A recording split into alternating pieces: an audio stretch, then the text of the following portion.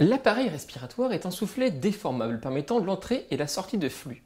Entre dans sa composition le thorax, la plèvre, les voies aériennes et les poumons.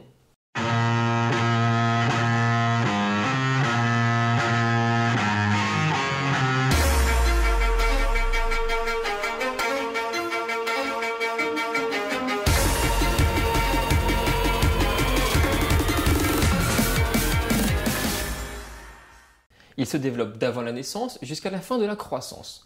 En anténatal, il y aura une formation de l'arbre aérien, le capital bronchique, puis une multiplication alvéolaire jusqu'à 2 ans, le capital alvéolaire, et une augmentation de la taille des structures jusqu'à la fin de la croissance.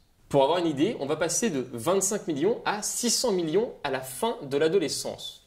Fois 24. Prends-en dans ta gueule, Wall Street. Et justement, de l'anté au post-natal, il doit y avoir une adaptation de la vie aérienne. D'un point de vue schématique, voici le système cardio-pulmonaire avant la naissance et le voici après. La veine ombilicale se coupe, le foramen obturé et le canal artériel vont seulement se boucher quant à eux. On remarque que certains canaux auront disparu, permettant au sang de passer par les poumons.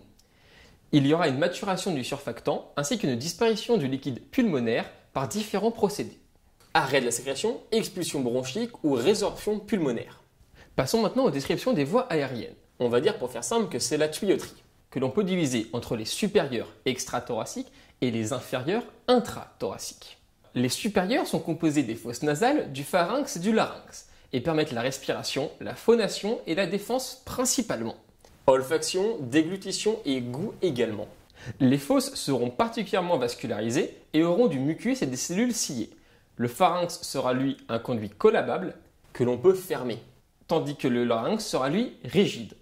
Les inférieures, quant à elles, seront divisées entre les zones de conduction et transition, trachée, bronche, bronchiole, et la zone respiratoire, les conduits et les sacs alvéolaires. Le tout regroupé dans les poumons, divisé en 3 lobes à droite et 2 à gauche, qui se trouvent dans le thorax. Rachis dorsal, côte, cartilage, sternum.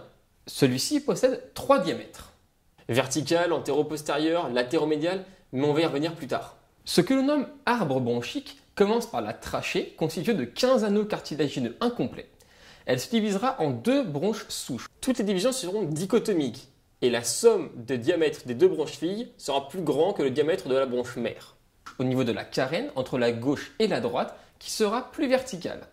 Les bronches continueront à se diviser, il y aura 23 divisions, avec une diminution progressive du cartilage qui disparaîtra vers la 7 ou 8e division, nous donnant une lumière festonnée, dont le diamètre peut varier, qui sera maintenue ouverte par des forces de rétraction élastique pulmonaire.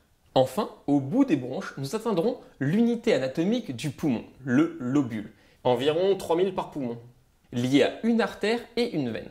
Puis l'unité fonctionnelle, la sinus, où la paroi fusionne avec celle des vaisseaux pour permettre les échanges gazeux. La sinus est composée d'alvéoles, dans lesquels il y aura les pores de Kohn, trous entre les alvéoles, et les canaux de Lambert, trous entre les bronchioles et les alvéoles, ainsi que du surfactant. Hypertenseur sécrété par les pneumocytes de type 2, empêchant les alvéoles de s'affaisser. C'est un peu le même principe que les bulles de savon, si vous voulez. Petit tour maintenant par l'épuration pulmonaire. Donc avant, on avait la tuyauterie, et la tuyauterie, ça se bouche. Nous, on a les plombiers, les poumons, ils ont l'épuration. Les grosses particules sont arrêtées par les voies aériennes supérieures, supérieures à 10 micromètres. Et les éternuements et mouchages permettent leurs expulsions.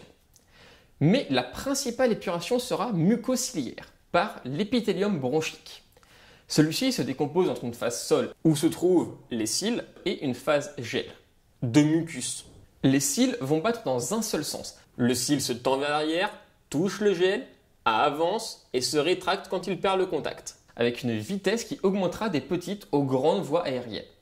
Attention toutefois, l'air sec, froid, ainsi que le tabac et l'âge ont une tendance à diminuer cette épuration. On vient de décomposer ces poumons de façon anatomique, nous pouvons aussi le faire de façon histologique. Nous pouvons donc avoir d'un côté le mésenchyme, tissu de soutien non fonctionnel, et le parenchyme qui assure l'hématose. Celui-ci constitue, avec l'interstitium interalvéolaire, une unité fonctionnelle, très vascularisée, avec des propriétés d'élastance et de compliance. Il y a aussi une plèvre, enveloppe séreuse, qui sera composée de 2 feuillets, un viscéral accolé au poumon et un pariétal accolé à la cage thoracique. qui définit un espace pleural clos contenant du liquide et servant d'articulation entre les poumons et le thorax. Parfaite transition pour passer aux muscles. Mais quelle transition! Que l'on peut diviser entre les inspirateurs, diaphragme et intercostaux externes, et les expirateurs. Ah bah non, ça c'est passif. On peut aussi ajouter d'autres muscles si l'on force l'inspiration, scalène, dentléante, subclavier, sternocleidomastoïdien, ou l'expiration, intercostaux internes, transverses, abdos. On remarquera que l'inspiration sera faite par des muscles hauts et externes pour ouvrir le thorax, tandis que l'expiration sera faite par des muscles bas et internes. Enfin, terminons en nous attardant sur le muscle inspirateur principal, le diaphragme. Il a aussi d'autres fonctions. C'est une voûte concave vers le bas composée d'une partie antérieure horizontale dont la coupole gauche sera plus basse et postérieure verticale. Sa partie centrale sera tendineuse, non contractile, et le corps musculaire sera périphérique, avec insertion thoracolombaire, costale et sternale. Il sera percé de nombreux trous pour l'aorte, la veine cave inférieure, l'œsophage, et innervé par le nerf phrénique issu de C4, permettant ainsi de respirer même si nous sommes tétraplégiques. Enfin, il est composé majoritairement de fibres musculaires de type 1 peu fatigables. Chez l'adulte. Chez le nourrisson, il y aura davantage de fibres de type 2, plus fatigables. Mais c'est pas pour ça qu'un nourrisson doit moins respirer. Sa contraction commence par l'abaissement du centre phrénique et donc l'augmentation du diamètre vertical. Je vous avais dit qu'on y reviendrait. Cela provoque la mise en tension des éléments du médiastin et un appui abdominal maintenu par le tonus des abdominaux. Le centre phrénique abaissé au maximum, il va y avoir une inversion de points fixes, provoquant une élévation et une ouverture des côtes inférieures et du sternum, avec augmentation des diamètres transversal et antéro-postérieur. Voilà, c'est tout pour ce cours.